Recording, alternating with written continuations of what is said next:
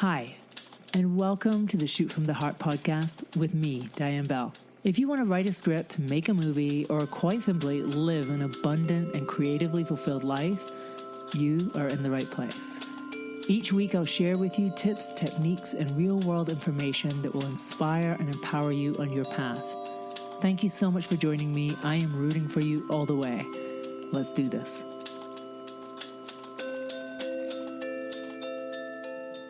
Hello, beautiful screenwriters, filmmakers, and creative souls. Welcome to episode 37 of the Shoot From The Heart filmmaking podcast. Hello. So the topic of today's podcast is directing, and specifically the art of directing. In the last few weeks, we've done the path to directing. We've talked about why you might want to direct. We've talked about how to get that job. But today, what we're really going to focus in on is what the job really is and how to do it well. The first foundation of it is essentially, it's not your job to know everyone else's job, and it's certainly not your job to do everyone else's job. And I think this is one of the things that people starting out get really stuck on. They sort of feel like as a director, they have to know everything, right? They have to be the expert in every part of filmmaking. And that's the thing that leads them to, for instance, working on sets and lots of different jobs, or trying to learn all about cameras or technical things. And I always go, your job as a director is not to know everyone's job. Your job is to be the director, to be the visionary who inspires everyone and gets them all to do their jobs really well. So if you think of, for instance, someone like Elon Musk, I am guarantee you, doesn't know all the science and technology of how to actually make a Tesla. He will not know all the details of all the different jobs that are involved in making it fabulous. But what he has is the ultimate vision for it, right? And then all these different skilled craftsmen and technicians and engineers and, all the people make it into a reality, right? Make these fabulous cars. And it's the same for you as a director of your movie. You don't have to know everyone else's job. You shouldn't know it, really. You don't need to.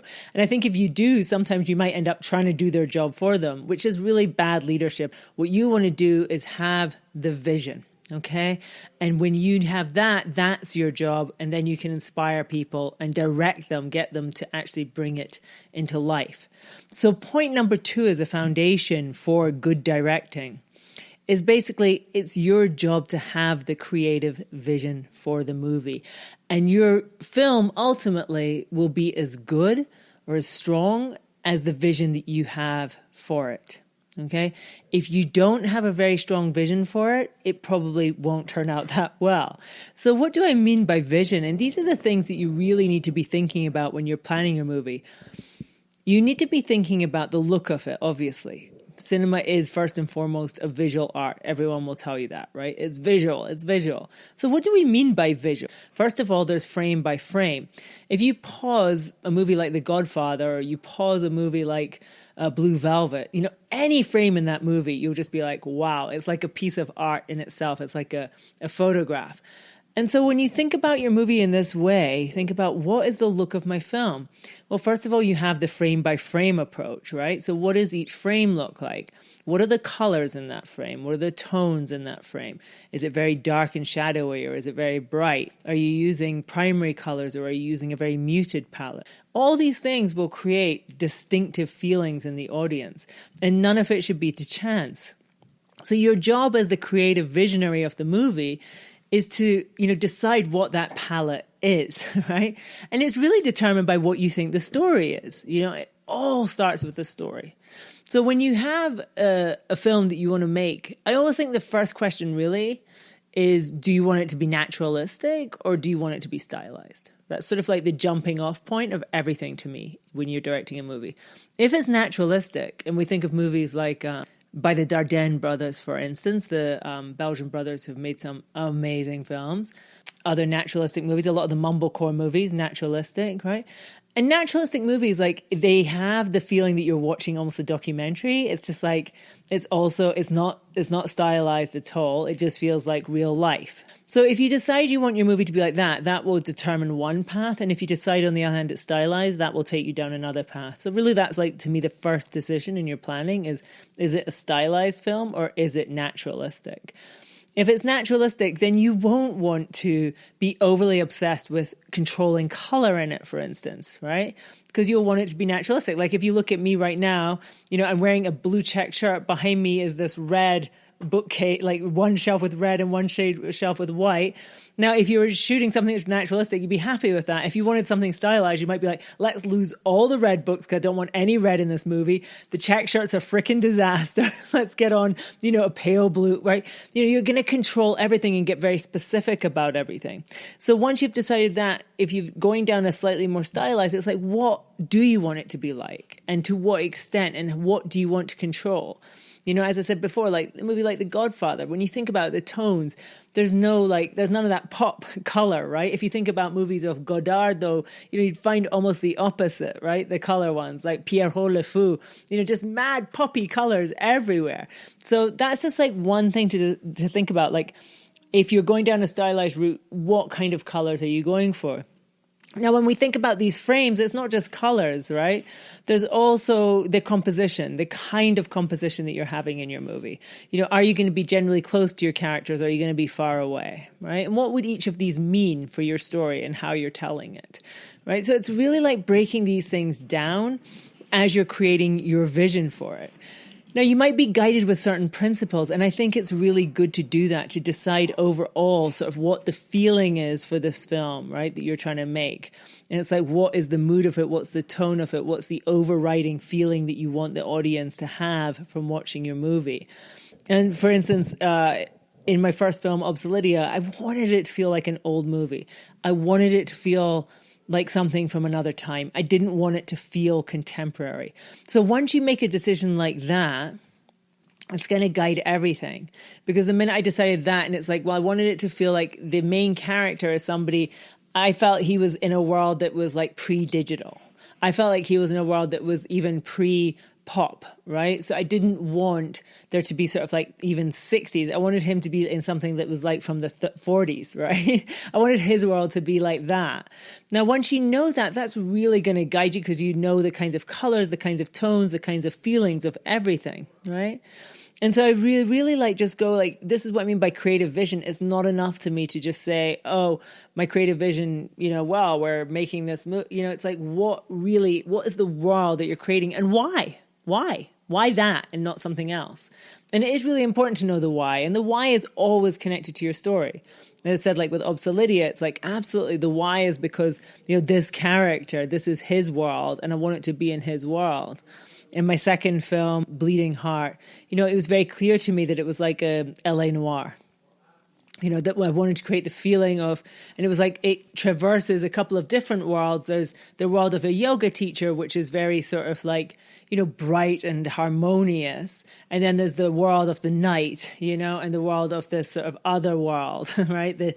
The underlying world of Los Angeles that she has never been a part of before, which is always going to be like much more like mysterious and creepy. Now, the reason that this is important to create your vision is that this is what drives every decision. Like every single decision. Somebody wrote to me with the question of how do you break down a scene and decide how you're going to shoot it? Well, you're not deciding like one scene by itself. You're not looking at just a scene in isolation. You're looking at your whole film and how it fits into the whole film. And so when you're thinking, how do I look at this scene and how do I do this scene in my movie? How am I going to shoot it? Where am I going to put the camera? It's really looking at the overall framework that you have. Because once you've decided, for instance, something like, I want my movie to be like an old movie, which I did with my first film, then it's like everything has to support that. It's not like one scene can be different from that. So the look is one thing, and that's like what you're putting in front of your camera and where you're putting your camera in relation to that, right?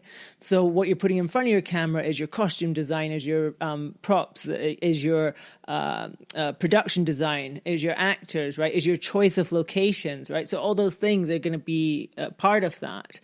But beyond that is also like the rhythm. And the rhythm is so important. Right? The rhythm is so important. I think sometimes filmmaking is all rhythm. It's all about the rhythm.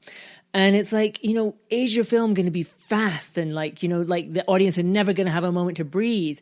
Or is it going to be the opposite? Is it going to be like so much air and space? just observing the characters like from a distance, perhaps giving them like letting the audience have like a sense of mystery around them. So, and this again goes back to your first decisions about what is the story you're trying to tell? What is the world of this film? And how do I support that with the rhythm of the film? Okay, so if you have like a broad comedy that you want to be snappy and hip and fun, that's one rhythm.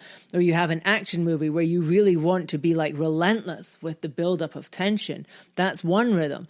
But if you want something where you really want to give the audience space to think, where you really want to feel the audience to feel even a little bit uncomfortable at times with the space, that's a completely different rhythm, So just knowing this is what builds your creative vision for the film. As I said, it's never like a superficial thing. It's a very profound thing, building this creative vision for your film. And it takes a little bit of time, but there should be one or two, I think, like for every film that you would make, there's probably going to be a couple of very strong guiding principles. And once you have those guiding principles, everything will fall into place. Because every little decision, should I use this lampshade or should I use that? Should the room be painted white or should it be painted green?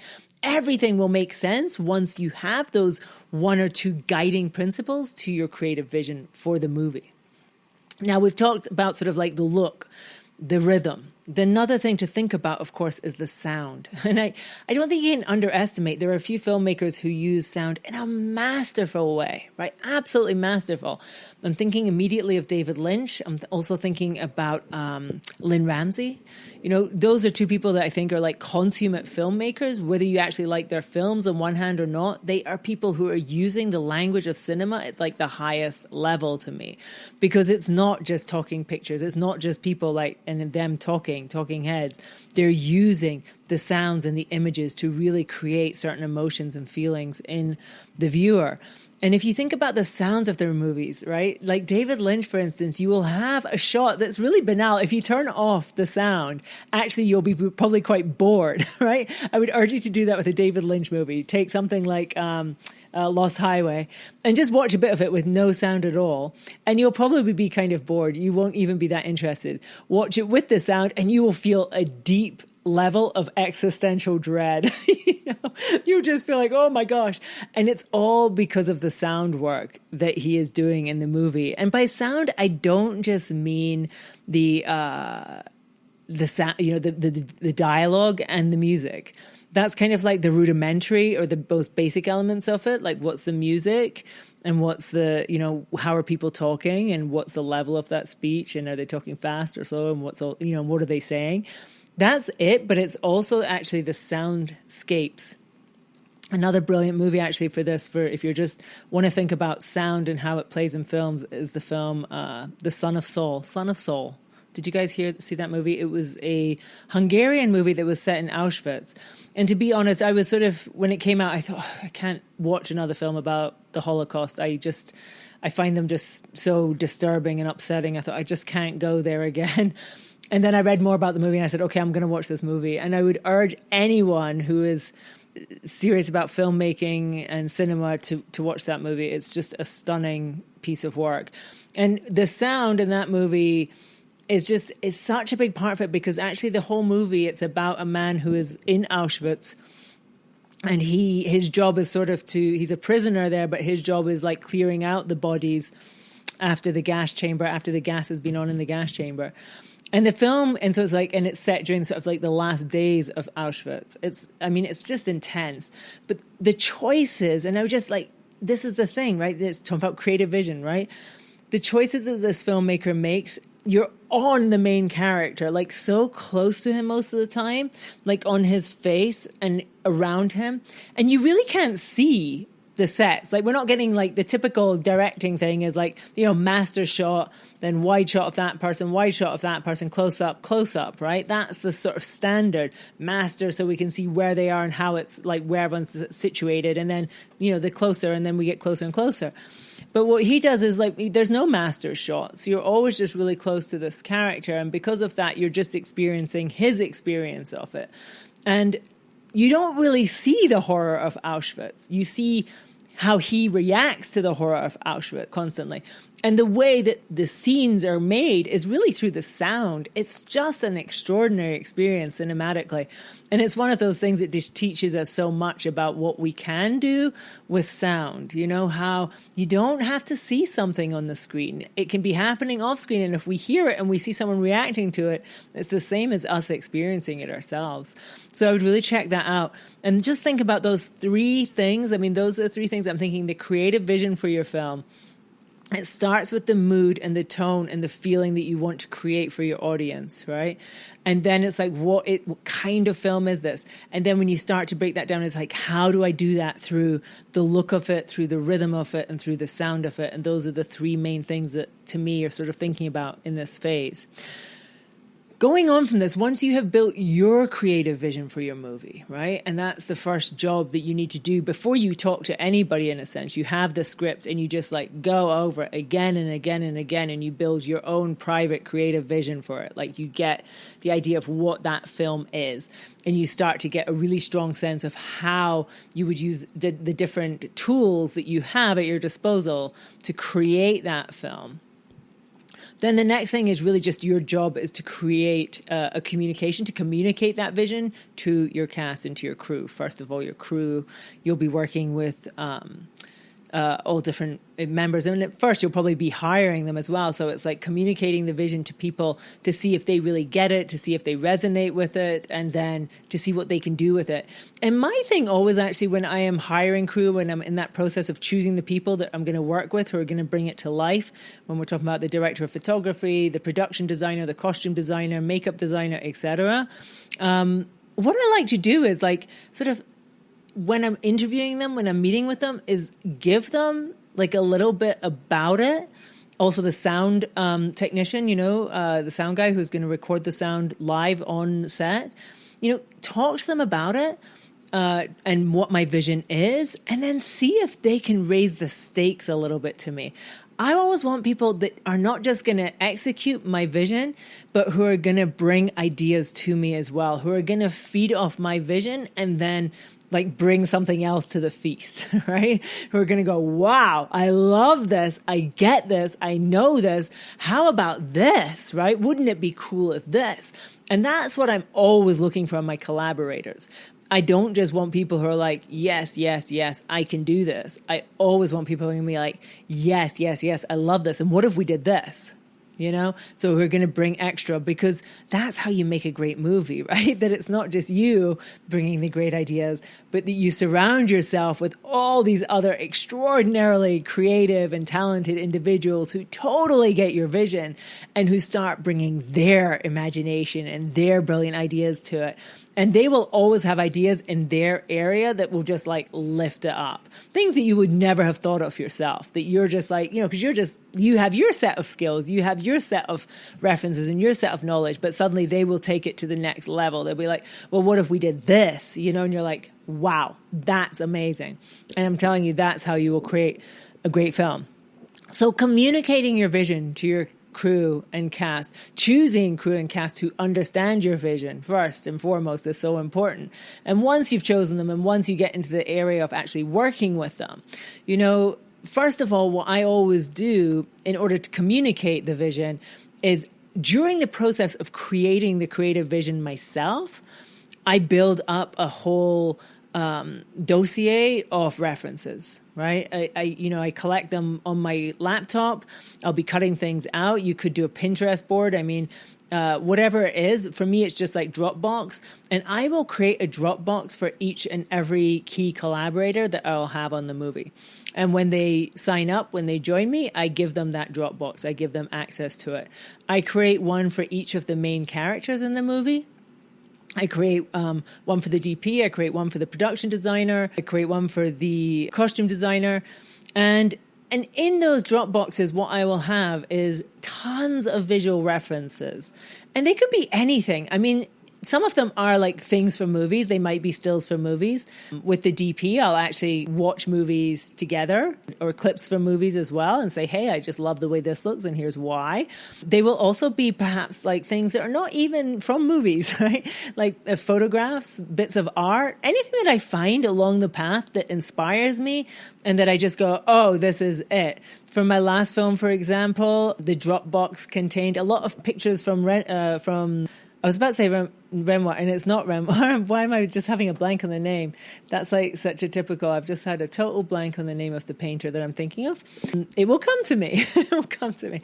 But paintings can just be amazing references. It might be the colors, it might be the lights, it might be whatever it is in that picture that you just go, there's something about, the way that this light lands that just speaks to me and that is this movie. It might be pictures from pop videos. It might be pictures of anything. You just like spend hours on the internet, you just pull tons of things and you put them in there. There might be songs. Songs are so helpful in terms of communicating your vision. You play a song, somebody say, this is the feeling of that scene. This is the feeling of the whole film. That immediately communicates so much to your collaborators. So, finding whatever tools it is to communicate that. Rembrandt, thank you. Marlene, you're a star. It was Rembrandt. This is like hive mind happening right here. It was Rembrandt. I was like, Renoir? I'm like, it's an art. And Rembrandt, if you know his paintings, they just have the most perfect, extraordinary lighting where it's just like a single source of light, which I just love, and which was that movie completely, where things would be so dark and there's just like one beam of light coming through, a crack in the curtain or something. I was obsessed with that for that film. So find whatever you can to put in those drop boxes and then share them with the people. Now, obviously, the communication is not just there in the planning. It's also, for instance, when you are on set. And I know a few people wrote to me to talk about today communicating with actors. And I think that's a whole session in and of itself. I think we'll do a separate one that is just like directing actors because it's such a big topic. The main thing I think is, in terms of communicating, everybody says about directing that if you cast well, then that's 90% of your job, right? And I think that is so true. Like if you cast the right people, you have to do so little. Actually, your main job is just getting out of their way and letting them get on with it. But we've also all probably been in the situation where we are directing something and where it's not going the way we want. And there's definitely some tips to be had around that and just, making sure you do get the performances. But I think so much of it is, first of all, in casting well. And then second of all, in having some period of rehearsal before you actually reach set. And when I say rehearsal, I also have this thing, like, I don't mean necessarily, running lines in the way you would for a stage play. It's more about really digging into the script with the actors individually and then also together in some cases. Before we step on set, it's absolutely essential to me that I have gone through every moment of the scene with every single actor and really given them a chance to ask me questions, to challenge things, to, just to tear it apart really and put it back together so that when we get to set on the day to shoot it, there are no questions. It's 100% clear to all of us exactly what we're trying to shoot and what that scene is about. That is absolutely essential to me with actors. And if you have that, things will go pretty smoothly because you all know the baseline that you're aiming for. You have already agreed that. Now, obviously, on the day of shooting, some new things could come up. Like you might be shooting it and suddenly be like, oh, this actually feels too intense for this. What would happen if we did it like this instead? And that's cool. Like things will change. But if you don't have already an agreed base, you're in trouble. So with the actors, like I just go, absolutely. And especially for these kind of low budget movies, make sure that you have time allocated for spending time with all your actors before you get to set so that by the time you reach set, you have built up a rapport of trust with your actors and you can hand it over to, and you all know what you're trying to do. You are all on the same page. And that is really the first key. We all know that if you don't have a good performance, you don't have a good film. Like if your actors aren't believable, if they're not good, you're not going to have a good film. Doesn't matter if everything else is amazing. You can have the most beautiful looking movie, but if the acting is not good, it's rubbish. The film's rubbish. So it really is one of the most important things for you to focus on. Like when you get to set, I just go like, If you ignore everything else as a director and really just focus on your actors, you'll probably end up with a good movie. But if you focus on everything else and ignore the actors, you're going to be in trouble. Going back to this overview of directing and what your job is, the fourth point, the fourth foundation, I would say, of like good directing is really about you being a good leader.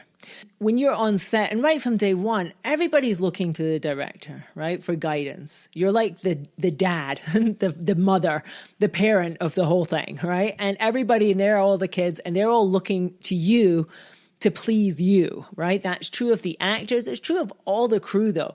They're all there trying to make your vision come to life. And they need to know that they can trust you. They need to know that they can rely on you. They need to know that you are steady. So it's so important that you recognize that. You recognize that you are in a role of leadership and you step up to that. And what that means to me is, it doesn't mean that you have to know it all. Good leadership is not somebody who knows the answer to everything. A good leader is somebody who will admit when they don't know something and be happy to get the expertise of somebody else. And we all know, like, we've all been in situations where somebody's trying to bluff that they know things and then you have no faith in them. Have you been in that situation? I totally have.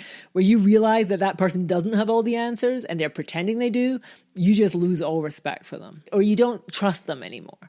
So if you're a first-time director, I go, you don't have to know everything to be a good leader. It is absolutely fine and good and healthy to admit that you don't know things. I don't know that. And to say to your crew members, you will know more about this than me, right? Or you'll know the answer to this. I don't know the answers. That is totally fine. The way that you will command respect from your crew is by being the person with the vision and by being a leader. Now, what do I mean by being a leader? To me, someone who's a leader, they are steady. They've got their priorities sorted out. They know what's important. They stay calm in the face of everything. They give you a sense of security. They give you a sense of being on a safe ship. That's a good captain, right? This captain is not somebody who's panicking like, oh my God, there might be icebergs ahead. They're not panicking ever. They're calm. They're steady. They're doing the work. You see them every day, like doing the work. Meticulous, focused, clear-headed, fair, kind, generous, supportive, appreciative. These are all the aspects to me of good leadership and what will inspire faith from your cast and crew. And when you inspire faith from your cast and crew, that's when you will make a good film, right? Because they will feel safe with you. They will feel inspired by you. They will trust you. And then they will do everything that they can to help it succeed, to help it be the best thing it can. They will go above and beyond all the way to help it happen and to help it happen in the best way. And as I said, it starts with you. It all starts with you. Everyone looks to you all the time. From the moment you hit set, all the eyes will be looking at you. Like they might be looking at the sides for that day. The sides are, the description of what you're going to be shooting that day. Your crew might be looking at it going, we have no chance. There's 10 pages on here and there's like 2 things with the car and this and that. There's no way we're doing this today. They will all look at the director as the director steps on set and be like, what does the director think? And when they see you just calm, happy, like, yeah, we've got this, confident, at ease, supportive, encouraging, then they'll think, well, maybe I'm wrong. Maybe we can do this. And when they see you being decisive through the day, and I think that's so important too, a good leader is decisive. They're not fumbling. Are we doing this right? Have we got this? Have we not? Right? You're just like, we got this. We're moving on. You need to be clear. You need to be focused. You need to keep things moving on always, right? And that's how you'll make a good movie. So good leadership, it is so crucial to this job. Part of good leadership too, as I say, is kind of like being the parent. I think that is it. I always think like on one hand, you want to be very one of the crew, right? Like I think it's good for the crew to see you working hard and being very hands-on and in the mud of it with them. So sometimes eating lunch with the gaffers and the grips, if you don't have millions of things to do that lunchtime, which doesn't happen often, but if you can, just sit with them and chat with them, make jokes with them, be one of them, but also hold yourself a little bit apart. It's important that you also, it's kind of, as I say, like being a parent, because yes, on one hand, you're like in there with the kids and you have so much fun with them, but you're also the parent. You have to be the parent. And it's the same on a set. You don't want to also be overly familiar or too much. So no drinking with the crew after hours, right? That's That's not a good idea. You just maintain your distance. You maintain a professionalism. If you maintain that all the time, that's what you will get back. You really will. Another thing to think about is just like protecting people sometimes. What do other people need to know? Not very much, actually. You always maintain your poker face with your cast and crew. You might, in your own mind, be like, oh my God, this day is a disaster. Everybody's screwing up. Nothing is going as I planned. This is awful. That might be your inner monologue. That's fine. Your external monologue to them will be like, great job, guys. Let's keep it going. We can do even better. Right? You never let them know that actually you're thinking this is a disaster. Never, right? Never, never, never. It's like you're basically always like positive, encouraging, rallying the troops so we can do better. Even if we totally screwed up the last bit, the next one's going to be better. That should be your attitude the whole time. Okay. So the fifth thing that I wanted to talk about briefly, the sort of fifth foundation of good directing and the art of directing, I just wanted to talk about this idea that there's 3 distinct phases to the journey as a director: pre-production, production, post-production. And they're all very, very different. And you're one of the only people who goes through the whole thing. It's so fascinating to me. Pre-production, you're bringing everyone together and it's great. And it's this phase of planning, having your vision, beginning to get the people together, communicating it to them, laying it down, locking down all the plans for how you'll actually execute it and make it happen. Then in your production phase, you have the whole team. That's kind of like the most exciting part of it in a sense. And to me, it's really like this is when you go out and gather the ingredients to make this meal. If you think pre-production is planning a big feast that you're going to have, the production is really just like going out and gathering all the ingredients for it. And then post-production is when you actually cook your meal. And as I said, you're one of the only people, other than the producers, who will go through this whole thing. Like most people, they just come in for a certain phase and then you don't see them. And so it's a long journey. You will not make a great meal at the end of it if you are not willing to just be present and be willing to be flexible through the 3 stages. The way you're ultimately going to make a great meal, the way you're ultimately going to make a great movie is going to be completely dependent upon your ability to be flexible and to shift your plans in the moment with what is happening, and not to be fixed on your original plans and your original vision. It's sort of like you have the big vision of your movie. That's what matters. The little details will matter a lot less. And if you get hung up on them in the moment and on the days of shooting, you're going to shoot yourself in the foot. The art of directing is really the art of having this massive vision and then being so alive in the moment that you allow it to come into existence. You don't force it to come into existence by madly trying to follow a plan. When you try to force it too much, you will lose it. It won't work. And then in post-production, you're sitting there, you have gathered all this material. Your job then is just to make the best meal you can with it. And often making the best meal might mean abandoning like a lot of what you had planned at the beginning. Because suddenly when you're in post, when you're sitting in the editing room with your editor, you'll realize, oh my gosh, like that actor is really not that great at all. That one's amazing. That performance is outstanding. That was meant to be the big part, but maybe we should focus more on that because that's where the magic is, right? So these sorts of things will happen in post. There might be whole scenes that you thought were amazing. Like there was one scene when we were shooting Bleeding Heart. I remember on the night, the producer came up to me the night when we were shooting it. He came up to me and said, Diane, this is the best scene of the movie. This is going to be the best scene of the movie. And I was like, this scene is really good. And it really was just like one of those, like when we were shooting it just seemed amazing. It didn't end up in the final film. It's not in the movie at all. I mean, that scene doesn't exist in the movie.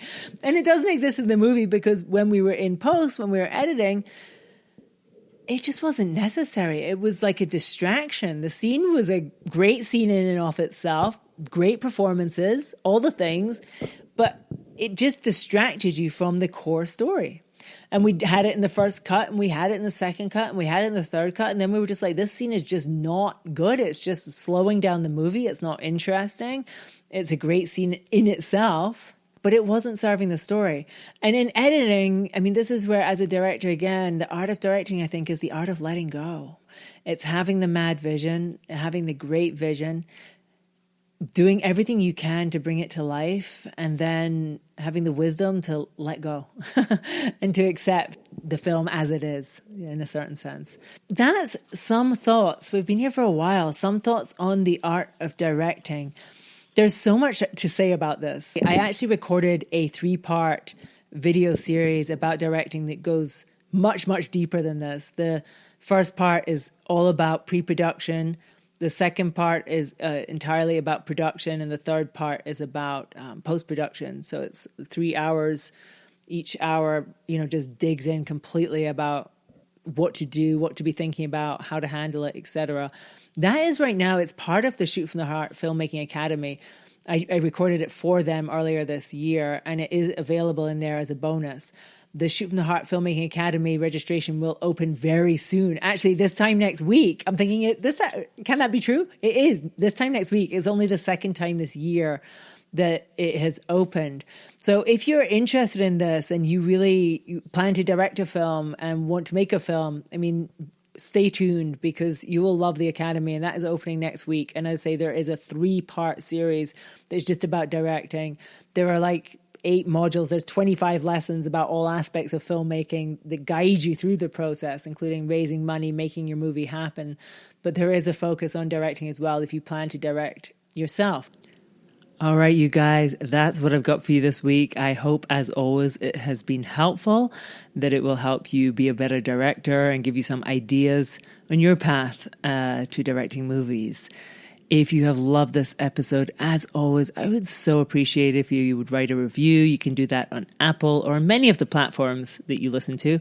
If you're listening to on Spotify, I don't think there is a capacity to leave a review, but if you're listening there and you would love to get in touch, just screenshot this episode and send me a message on Instagram. I would appreciate it so much. I am at Diane Bell. I am so grateful to you for listening to the podcast today, being with me, spending this time with me. I love you. I appreciate you. I hope you're having an awesome day. And I look forward to spending some time with you next week. Until then, take care. Bye-bye.